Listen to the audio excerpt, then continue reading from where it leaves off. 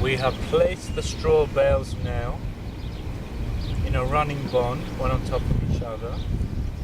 Where there's been some holes here in between the straw bales, we've packed in as much loose straw as possible. And now we're ready for the first coat. The first coat of mud is a very, very wet mix compared with the second coat, which is a lot drier. This will hold itself up, as you can see. The first coat is wetter and it's also more sticky, so it has also more clay inside it as well. It's a higher clay content. Notice I'm wearing thick red plastic gloves because as we're putting the first coat on, our hands can easily get scratched up by the edge of the straw. Normally we start from the bottom, releasing from the bottom of the finger, and that's the first coat. Doesn't need to be beautiful. It's a thin, sticky layer. It's like a primer for the next coat to stick onto. It doesn't need to be beautiful. It's going to stick really well to the straw bales. So the constructive layer, the second coat, which is going to be 2 to 3 centimeters thick, to stick onto that. We need to wait till the first coat dries before we put it on.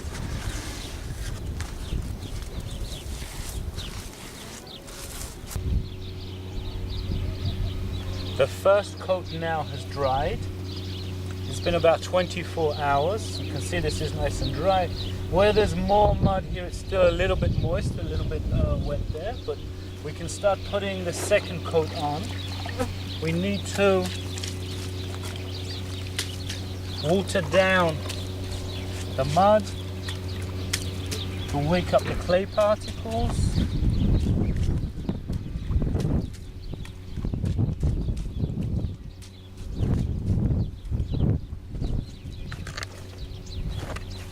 We're gonna put second coat. The first coat, you remember, was very thin, very sticky. The second coat is drier. We're gonna put 2 to 3 centimeters.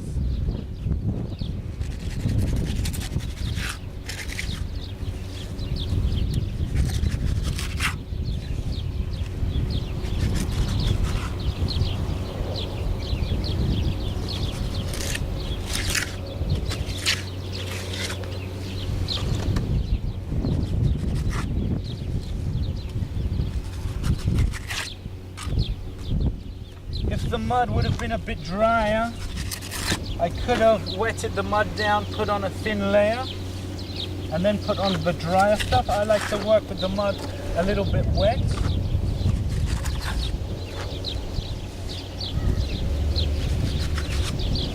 And I really want to try and put on a real thick coat now, 2 to 3 centimeters.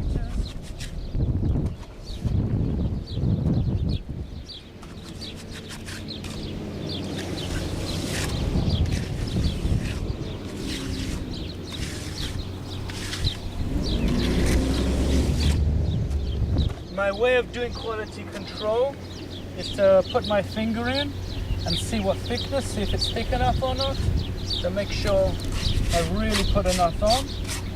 And then remember, after the second coat, I want to reintroduce surface area so it won't stay super smooth. There's going to be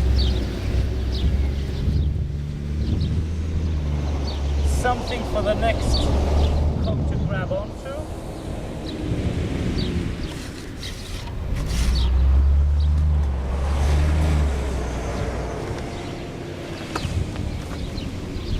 Here I have some mud, exactly the same mud. This one's been made today. This one's been sitting around for about a week. You can see it's changed color completely. It's a very dark black, dark brown color, gray. This has started to decompose anaerobically. it's got a lot finer texture to it, and some people say that this type of mud is of a higher quality. To leave it for 24 hours or longer will actually make the mud better. Notice the difference in color there. It's the anaerobic decomposition, decomposing without any oxygen. And what will happen as soon as this mud is open to the air again, to the oxygen, it's going to change back to this color. This feels more sticky now after it's sat around for a few days, and so it's very useful for putting it above your head if you're doing the underneath of something. And you can see I'm putting on really nice thick layers here.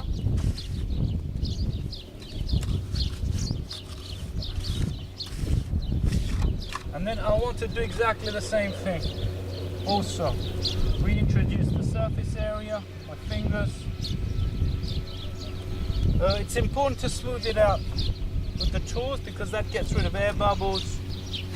We'll leave this to dry for a few days, and then we'll do the same thing, another 2 to 3 centimeters over this.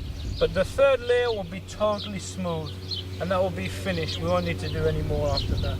They'll be 5 centimeters thick, and that will make the wool nice and strong.